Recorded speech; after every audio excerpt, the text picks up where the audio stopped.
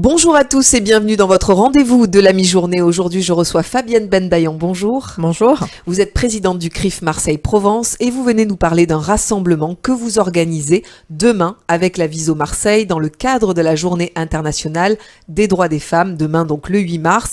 Ce rassemblement a lieu sur les marches du Palais de Justice à 12h30 pour exprimer votre solidarité avec toutes les femmes israéliennes victimes de violences systématiques le 7 octobre et aux otages encore retenus à Gaza. Expliquez-nous cette démarche. Eh bien, cette démarche, d'abord, elle est liée à la journée du 8 mars, qui est la Journée internationale des droits des femmes. Et on a mûri effectivement un projet qui pourrait permettre de mettre en avant cette journée, mais aussi et surtout essayer de briser le silence autour des violences qui ont été commises à l'encontre des femmes israéliennes le 7 octobre dernier. Récemment, il y a un rapport qui a été rendu, qui a été publié, et les résultats de l'enquête sont parfaitement édifiant sur les violences qui ont été commises. Et je crois effectivement qu'il était nécessaire que Marseille se mobilise autour de cette cause spécifique pour les violences faites aux femmes. Alors bien sûr, on n'oubliera pas les otages, puisque ce rassemblement aura une double vocation. À la fois, effectivement, éveiller les consciences sur ce qui s'est passé le 7 octobre et sur les tortures, les viols, les crimes, les mutilations qui ont été commises à l'encontre de ces femmes, mais également aussi se souvenir, se rappeler que nous devons maintenir la mobilisation en faveur des otages qui sont encore retenus à Gaza. Alors bien entendu, ce rassemblement, il n'est pas destiné qu'aux femmes. Au contraire, vous appelez aussi les hommes à venir soutenir cette cause importante. Bien évidemment. Quand on parle de journée internationale des droits des femmes, c'est une journée qui, bien sûr, concerne tout le monde. Et les causes qu'on entend porter à l'occasion de ce rassemblement concernent également chaque citoyen. Citoyen épris de justice, épris de liberté, épris d'égalité, épris de fraternité. C'est bien là l'enjeu de ce rassemblement, c'est qu'il y ait une forte mobilisation pour que les Marseillais, et puis plus largement on appelle tous les citoyens de la région à venir se rassembler autour de nous pour qu'on puisse enfin porter la voix d'abord de ceux qui sont réduits au silence et aussi porter la voix de toutes ces femmes qui ont vécu ces atrocités le 7 octobre, parce qu'on n'entend pas beaucoup parler effectivement de ce qui a été commis le 7 octobre. Les associations féministes si promptes à défendre la cause des femmes sont complètement taisantes. Elles sont enfermées dans un mutisme qui est parfaitement inacceptable, et donc il est de notre devoir de rappeler ce qui s'est passé le 7 octobre. Alors on a appris ce matin justement que Aurore Berger avait fini sa consultation auprès des associations féministes et qu'elle n'avait pas vu de défaillance depuis le 7 octobre, donc elle a jugé qu'effectivement aucun signe d'antisémitisme avait été fait depuis le 7 octobre. On a beaucoup parlé dans les journaux français ces derniers jours des victimes palestiniennes à Gaza, des femmes, des enfants tués. Est-ce que vous incluez aussi dans ce rassemblement les femmes palestiniennes victimes de la situation dramatique à Gaza? Oui, évidemment. C'est une journée internationale des droits des femmes, donc ça implique nécessairement que les causes qui nous réunissent portent sur les femmes de manière générale, de partout dans le monde, toutes celles, encore une fois, qui souffrent, qui sont victimes. On aura une pensée pour toutes ces femmes. Alors vous avez d'ailleurs pris la parole la semaine dernière sur les réseaux sociaux à ce sujet en évoquant l'absence même de l'évocation des otages. Quand on parle des victimes de Gaza, on ne parle pas du sort des otages dans ces mêmes journaux français. C'est un vrai sujet, Fabienne Bendayan. Oui, je crois qu'aujourd'hui, on est confronté à une véritable problématique sur le plan de l'information, d'une part, sur le plan politique, d'autre part. On commence à être sérieusement agacé sur les différents appels au cessez-le-feu qui sont déployés au quotidien et qui malheureusement font fi totalement de la condition des otages.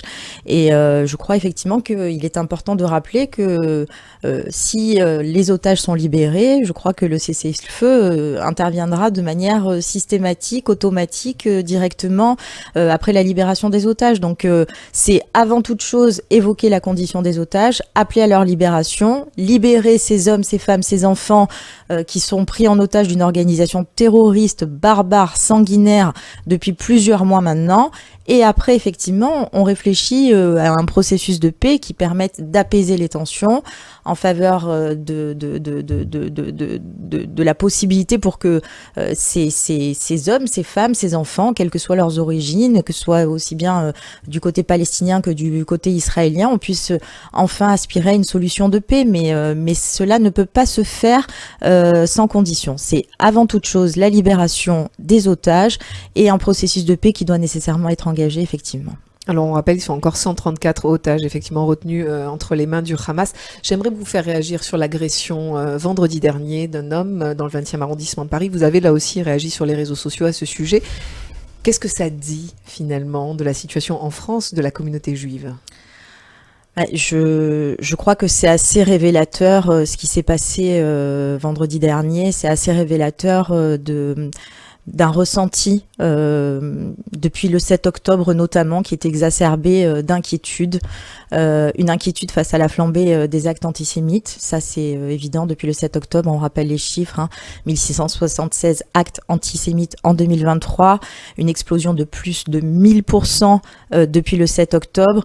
4 fois plus presque que l'année précédente 2022, donc on est face à un phénomène qui est particulièrement inédit et alarmant. Et ce qui s'est passé vendredi, malheureusement, c'est toutes les inquiétudes que l'on a nourries, toutes les réserves que nous avons émises sur le fait que finalement on s'aperçoit que l'antisémitisme, on sait il a plusieurs visages, mais aujourd'hui, de toute évidence, l'antisémitisme est nourri par l'antisionisme. Cette attaque tragique, parce que vraiment s'attaquer à un homme qui sort de la synagogue, qui est assis sur un banc, qui est porteur d'une kippa, qui demande rien à personne, qui est roué de coups, parce qu'on l'accuse effectivement de tuer les enfants à Gaza, c'est révélateur, symptomatique, de la forme que prend aujourd'hui l'antisémitisme en France, c'est-à-dire que à force d'alimenter effectivement les messages haineux sur l'État d'Israël, à force de dévoyer la cause palestinienne, on met en danger la sécurité de nos compatriotes juifs, et c'est précisément ce qui s'est passé vendredi, un passage à l'acte qui découle directement des messages haineux et effectivement de cet antisionisme latent, pernicieux, qui est présent sur la toile, qui est présent dans les discours de certains partis politiques tels que la France Insoumise, qui est parfaitement inacceptable. Donc c'est un sentiment de colère, un sentiment d'indignation, et puis la nécessité d'appeler aussi à un moment donné à ce qu'il y ait un sursaut citoyen pour une prise de conscience sur les enjeux, la gravité de la situation, sur l'état de l'antisémitisme aujourd'hui en France. Le ministre de l'Intérieur, Gérald Darmanin, a très vite réagi en indiquant que des soutiens supplémentaires seraient faits auprès de la communauté juive. Est-ce que vous, en tant que présidente du CRIF Marseille-Provence, vous pouvez nous donner des informations à ce sujet ? Est-ce que les lieux de culte, est-ce que les lieux culturels juifs vont être davantage protégés ? Oui, effectivement, vous avez raison de le souligner. On a un ministre de l'Intérieur qui a réagi immédiatement. Il a donné des consignes pour que les lieux de culte soient renforcés, et plus particulièrement encore les écoles. On rappelle quand même qu'on est dans une époque de vigilance terrorisme renforcée, alerte attentat. Donc cet incident n'est pas neutre, et d'ailleurs cet incident fait suite aussi à ce qui s'est produit en Israël et les condamnations qui ont plu à l'encontre de l'armée israélienne sur cet événement tragique qui s'est déroulé à Gaza. Donc on se rend compte effectivement qu'il y a de manière systématique un lien de cause à effet entre ce qui se passe en Israël dans la bande de Gaza et ce qui se passe aujourd'hui sur le territoire français. Donc on a besoin effectivement de cette vigilance renforcée. Elle est je crois parfaitement légitime en l'état des inquiétudes que l'on nourrit face à cette situation. Donc on a à la fois un ministre de l'Intérieur qui a agi rapidement. Il a appelé les préfets à renforcer cette vigilance, et je sais que la préfecture de police est particulièrement attentive effectivement à la sécurisation de nos lieux de culte et de nos écoles. On va parler également de votre convention le dimanche 17 mars prochain à partir de 13h à l'Hôtel de Région à Marseille. Il y aura 2 tables rondes. Expliquez-nous quels thèmes allez-vous aborder et qui sont vos invités pour débattre. Alors, le sujet de cette convention, c'est pourquoi tant de haine? Ce qui est plutôt bien trouvé. Ce qui est plutôt, j'allais dire, une expression idoine au regard de la situation actuelle. Donc l'idée, c'est d'articuler en fait cette convention régionale sur 2 tables rondes. La première table ronde sera dédiée précisément au délitement des partis politiques, la flambée des extrêmes, savoir comment on se positionne aujourd'hui face à cette situation politique. On est d'ailleurs à quelques semaines des élections européennes, donc je crois que c'était important effectivement qu'on ait un regard avisé sur une situation politique en France. Peut-être qu'on élargira également les sujets. Et surtout à Marseille, puisque hier, on le rappelle, Jordan Bardella, à la tête du Rassemblement national, a lancé sa campagne des européennes avec Marine Le Pen au Parc Chanot devant 5000 personnes. Absolument. Donc je pense que c'est aussi le bon endroit pour en parler. Oui, tout à fait. Donc on aura des intervenants prestigieux qui interviendront au cours de cette première table ronde avec Manuel Valls, Caroline Yadan. On a comme modérateur Benjamin Petrover qui sera présent également à la convention. Et puis après, nécessairement, au regard des événements qui se sont déroulés le 7 octobre, une interrogation aussi à laquelle nous allons essayer de répondre, de se poser la question de savoir quel monde après le 7 octobre. En évoquant bien sûr la flambée de l'antisémitisme dont nous parlions il y a quelques instants, en évoquant aussi la question de l'islam radical, en évoquant cette question cette question centrale qui nous préoccupe aujourd'hui, de savoir si finalement est-ce que c'est une guerre de civilisation, est-ce que c'est une guerre de religion, quel sera le monde de demain après le 7 octobre. Et là aussi, on a des intervenants prestigieux qui interviendront pour essayer de répondre à ces différents sujets. On a l'ancien ambassadeur Éric Danon qui sera présent à cette table ronde, Mohamed Sifaoui, Franck Tapiro également.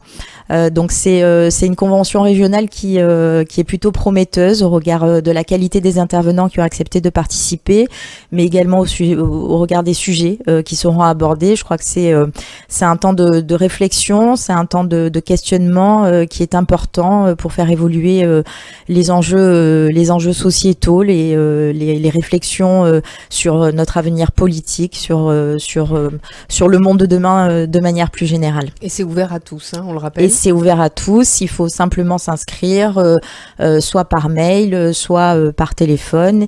Et toutes les informations sont, j'imagine, disponibles sur les réseaux sociaux, sur notre site internet aussi. Absolument. Mais vous avez raison encore une fois de le souligner, c'est ouvert à tous. Donc on attend vraiment tous les citoyens, tous les Marseillais, tous les habitants de la région à venir à cette convention. Et on recevra d'ailleurs à ce sujet Michel Teboul la semaine prochaine pour en parler plus longuement. On va également annoncer à nos auditeurs et nos auditrices de Radio JM la date du dîner du CRIF cette année, qui aura lieu le 24 juin prochain au domaine des Calanques. J'imagine que ce dîner cette année aura une saveur particulière au vu de ce qui s'est passé le 7 octobre. Oui, c'est un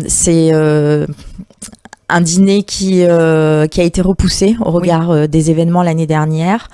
Cette année, nous fêtons les 80 ans du CRIF. Donc je crois effectivement que le dîner qui aura lieu le 24 juin aura une dimension particulière au regard des événements. Donc on a beaucoup de projets aussi pour le format du dîner, pour les invités du dîner. Donc pour l'instant c'est en cours de construction, mais on sera en mesure de vous annoncer très prochainement la finalisation. On espère avoir des otages parmi nous, des familles de victimes. On a également les maires des communautés qui ont été touchées en Israël qui seront conviés. Je crois que la situation commande que ce dîner soit un moment bien sûr de recueillement, mais aussi un moment où comme à chaque dîner en fait, on est là pour interpeller le gouvernement sur les problématiques auxquelles nous sommes confrontés. Alors on essayera de conjuguer tous ces événements en rappelant aussi la question relative au devoir de mémoire, à l'éducation, à l'enseignement, à la transmission. Donc c'est un beau dîner, j'espère, qui se profile pour le 24 juin. Et comme je vous le disais, cette année, c'est les 80 ans du CRIF. Donc on a aussi d'autres événements qu'on est en train d'organiser, notamment le 9 avril à la région. On célébrera les 80 ans du CRIF. L'institution offrira aux membres de la communauté une représentation théâtrale avec le Mendiant de Jérusalem d'Elie Wiesel. Voilà, on est en train d'essayer là aussi de construire un beau projet pour célébrer les 80 ans du CRIF, et puis l'occasion aussi de célébrer notre soutien indéfectible à l'État d'Israël. Je crois que ça sera le moment de rappeler que voilà, notre institution a 3 prérogatives statutaires: la défense, la lutte contre l'antisémitisme, le devoir de mémoire, mais aussi la défense de l'État d'Israël. Et je crois que c'est important que Marseille et la région puissent se réunir à l'occasion des 80 ans du CRIF pour rappeler notre soutien indéfectible à l'État d'Israël. Effectivement, l'année 2024 est riche en événements avec le CRIF, et évidemment, Radio JM sera toujours associé à vos côtés. On vous recevra évidemment avant ces événements et on sera sur place pour faire des reportages avec grand plaisir, pour que nos auditeurs et nos auditrices aussi partagent ces moments importants et je dirais même cruciaux pour la communauté ici à Marseille. Merci beaucoup Fabienne Bendayan, présidente du CRIF, d'avoir été avec nous sur les ondes de Radio JM. On rappelle ce rassemblement qui a lieu demain, vendredi 8 mars, sur les marches du Palais de Justice à Marseille à 12h30. Ouais. En partenariat avec la Viso. Absolument, en partenariat avec la Viso. On a déjà d'autres associations qui ont confirmé également qu'elles s'associaient à ce rassemblement. Et comme nous sommes particulièrement sensibles justement à la cause des femmes, et en particulier à celles qui ont été victimes le 7 octobre, on est également en train de construire un colloque qui sera dédié justement aux droits des femmes de manière générale. Et on évoquera bien sûr celles qui ont été victimes le 7 octobre, mais aussi la question de la violence à l'encontre des femmes comme arme de guerre. Donc là aussi, c'est en cours de préparation, c'est un vaste sujet. Je pense que ça sera probablement fixé au mois de mai. Donc là aussi, pareil, on vous tiendra informé. Et évidemment, c'est très important de rappeler que ces causes concernent tout le monde finalement. Absolument. Et ça n'est pas une cause féministe, on est sur de l'humain finalement, tout simplement. Merci beaucoup Fabienne Bendayan. À très bientôt. Au revoir. Pour voir ou revoir cette interview, n'hésitez pas à aller sur notre site internet radiojm.fr, nos réseaux sociaux, Instagram, Facebook et notre application Radio JM. Très bel après-midi à tous.